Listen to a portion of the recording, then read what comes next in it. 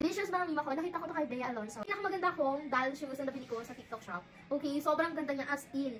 The quality is giving mga mima ko. So, ang kanyang materials na ginamit pala dito is suede materials. Para siyang gamosa yung kanyang atake dito. Look at that. Ganda diba? Sobrang pretty as in. At the same time mga mima ko, hindi mo na kailangan mag-upsize dito kasi true to size yung ating doll shoes. Pwede mo siyang sikipan or iluwagan since meron naman tayo dito ina-adjust. 4 na colors lang meron tayo dito sa ating basket. Khaki, ito yung beige, brown, tsaka yellow. Ayan, ang ganda, V!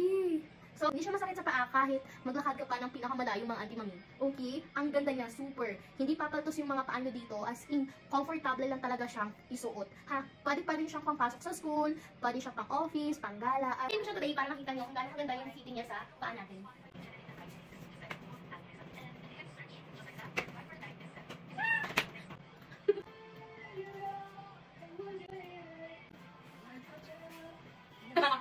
Kita niyo yun, sobrang comfy niya lang talaga suotin. As in, hindi siya masakit sa paa, magaan siya mga mima ko. Talaga bang mall quality as in. Okay? Paalala lang, hindi na kailangan mag-add ng one size kasi sobrang true to size na siya mima ko. As in, hindi mo na siya kailangan talagang mag-add ng one size. Okay? I-check out mo na to habang meron pang stock sa ating yellow basket. Bye!